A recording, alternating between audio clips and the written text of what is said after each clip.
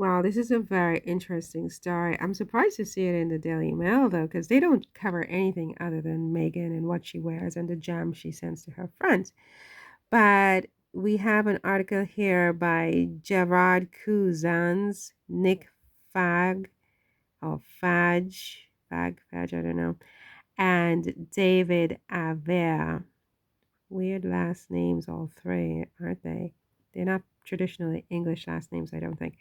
Anyway, it says here anti-tourism protest organizers vow this is just the start after holidaymakers are booed and abused by 15,000 strong mob as they ate meals in Majorca. I thought this was a very interesting story. I know that the Daily Mail doesn't spend a lot of time on anything other than Meghan, that data on Meghan.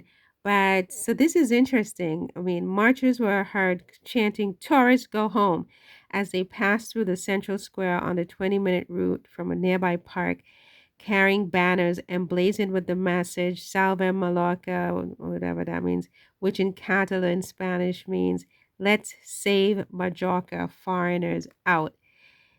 This is very interesting because um,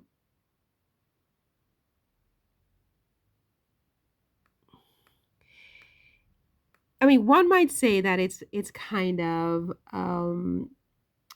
what's the word I'm looking for when people hate other people? Xenophobic. So it's one can say that it's xenophobic, and it is obviously, but it's ironic because the UK right now seems to be one of the most xenophobic countries in the world, in my opinion. Brexit alone was a whole thing. And when you talk to people from Britain who were for Brexit, one of their biggest gripes was just foreigners being in their country. They just want all the foreigners out of their country. They see immigrants as being the problem in their country. Immigrants bring, I mean, everything bad, disease and this and that, and take jobs and go on benefits and this and that. And they just want them out of the UK, right? And that's what the people, the Brexiters, that's how they felt. But also, when you look at how they treat foreigners in general, like look at Meghan's story, she's an outsider, and that is at the root of why she was so hated, or is so hated, by such a huge cross section of British citizens and people living in Britain. Xenophobia, it seems to me, is like a malady in Britain, and it's not just one group like Caucasians. No, it's every Afro Brits, Pakistani Brits, all Brits um, get this disease of xenophobia, right? Wait, when I say all Brits, I don't think 100% of British people are xenophobic, but I think that, xenophobia is rampant, and it's not limited to any particular group in the UK. It's just the UK.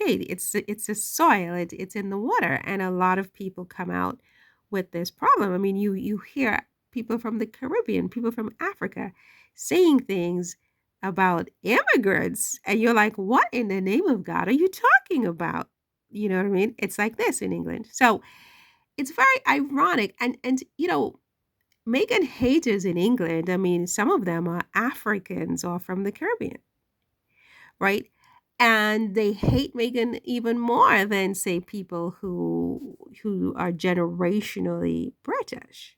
You know, it's a xenophobic problem. The biggest aspect of it is xenophobia, where they don't like outsiders in England. I mean, Wallis Simpson, I'm sure if you go back in history and really re-examine her story, her biggest sin was being an outsider in a country that just fundamentally does not like outsiders. They don't like outsiders.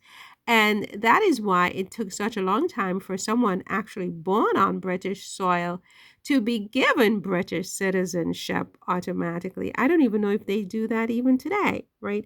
But for a very long time, it doesn't matter if you were born in Britain. If your parents are not generationally British, right? You're not British, right? You don't have British nationality or British, you're not a British citizen. You're not British, right? And that's probably still the case, right? And and so that's like a whole thing. I mean, it's the xenophobia. So it's very ironic that this is happening in Spain against the British because, apparently thousands of people were, from Spanish Catalan people in Majorca, Spain, were just like marching to get British citizens and British tourists out of their country, right? And I mean, these people all want British citizens out of their country. This is some serious stuff. These are all European people, right? So it's a question of outsiders, outsiders versus insiders. And, if they're not careful, it will take over all of Europe, right? When Britain decided to do Brexit, for example, it set a precedent. But I don't think they thought that precedent would be turned around on them, right? Where, okay, you don't want other people in your country, we don't want you in our country, get out. And they desperately need someplace to go part of the year because the weather is so depressing there.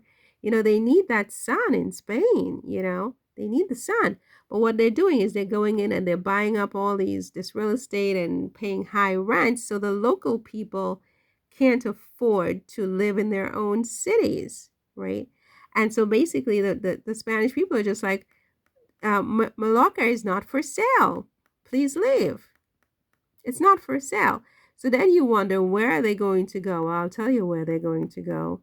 The same place that um, Tom Bauer said King Charles doesn't want to go. They're going to start to infiltrate Africa because, I mean, there are many already there, but the weather is good, you see. So they'll go in, they'll build up their fancy hotels and bars and whatever, and exclude the Africans from their own country. And the Africans are not going to be able to do what these people are doing. Oh, I mean, they can do it, but I don't think it will have the same impact because these people, I think, are a bit more affluent than the average African communities. So they can afford to tell them to get out, whereas somebody else may need the tourism dollars. But wow, all of this directed at British citizens. Wow. It says here, protesters hold banner reading Mallorca is not for sale during a demonstration to protest the massification of tourism and housing prices.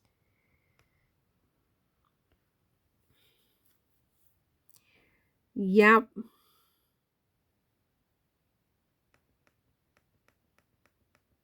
it's pretty amazing. It's pretty amazing.